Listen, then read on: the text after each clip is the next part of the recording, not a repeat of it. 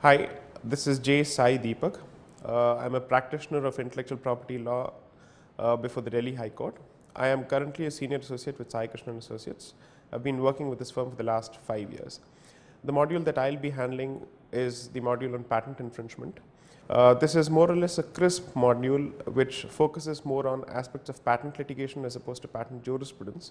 which is why the assumption is the readers of this particular module are fairly at home with patent jurisprudence. The content of this particular module relies on references to provisions from the statute and its interpretation, and case laws have been used only to the extent that they are relevant for the purposes of understanding the provisions that have been dealt with. When we speak of patent rights, the first thing that needs to be understood is what is the scope of the rights granted by the Patents Act to a patentee, and this is dealt with by section 48 of the Patents Act. Section 48 of the Patents Act, as most people already are aware of, grants exclusionary rights which are negative in nature, which means the patentee has the right to exclude all third parties from acts of making, selling, offering to sell, importing, so on and so forth, which do not have his consent. In stark contrast to the standard notion of property, this is not a positive right which is meant to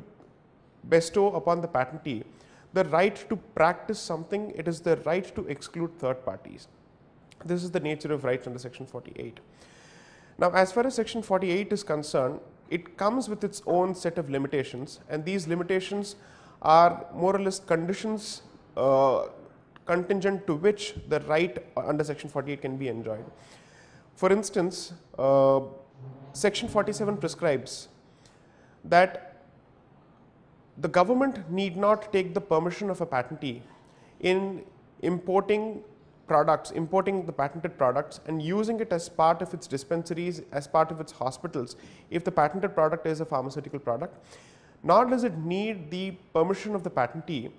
to store or sell the patented product through notified dispensaries as well.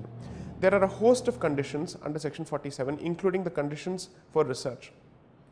Now, these conditions not only act as limitations on the right of a patentee under section 48, these also act as prospective defenses if a third party is sued by the patentee for infringement. Now, one of the things that's interesting about the Patents Act 1970 is that although it grants a right, it expressly disclaims any presumptive validity owing to the mere factum of grant. Simply put, just because somebody has got a patent, there is no presumption that the patent has been validly granted. Therefore, it is perpetually open to attacks, it's perpetually open to challenges, it's perpetually vulnerable to challenge by any party by way of a pre-grant, by way of a post-grant opposition or revocation subsequent to the grant. Now, section 13(4) has also been interpreted by the Supreme Court in the decision of Vishwanath Prasad Radhesham versus Hindustan Metals, where the Supreme Court has interpreted section 13(4) to mean that despite the fact that a patent may have undergone rigorous examination during the course of its prosecution by the Indian Patent Office, it does not translate to any form of validity, which means the evidentiary burden is on the patentee whenever he seeks to assert the patent in a court of law. So, for instance, if the patentee were to institute a suit for infringement, the first step that he has to cross, or the first barrier that he has to cross, is to prove prima facie that the patent that has been granted to him is valid in the first place. Unless and until this aspect of the patent is covered, it is practically impossible and legally impermissible for the patentee to proceed to the second aspect of his case, which is prima facie case of infringement. Now, this is in stark contrast to, let's say, other forms of intellectual property such as the Trademarks Act, where under the Trademarks Act section 31 clearly states that a trademark that is registered shall be treated as prima facie valid, which means it is the defendant's burden to disprove or to challenge the validity of the trademark that has been granted. Now, this has serious implications in terms of enforcement for a patentee, because even if the patent may have been granted 4 or 5 years after its prosecution and examination of a by the Patent Office, it does not in any way hand him the ability to claim prima facie validity or presumptive validity. Although courts have developed certain principles in case laws where they have come out with propositions to the effect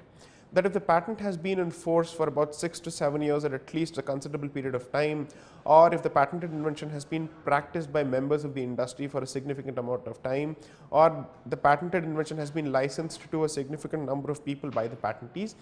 the court may venture to treat the patent as having proven its validity over a point of time. Be that as it may, the question remains whether courts are allowed to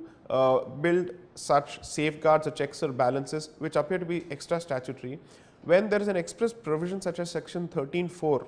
which disclaims presumptive validity and which does not seem to leave any windows open, or which does not seem to provide for these kind of contingent recognitions of validity or conditional recognitions of validity. Now, this is something that an Indian court has not had an opportunity to address so far, but it's hoped that at some point these will be addressed. So, once we have a right, the question is what are the metes and bounds of the right positively and negatively. When I say positive metes and bounds, I refer to limitations on the patentee which keep open the realm of commons for all third parties. And when I speak of negative bounds of or negative conditions,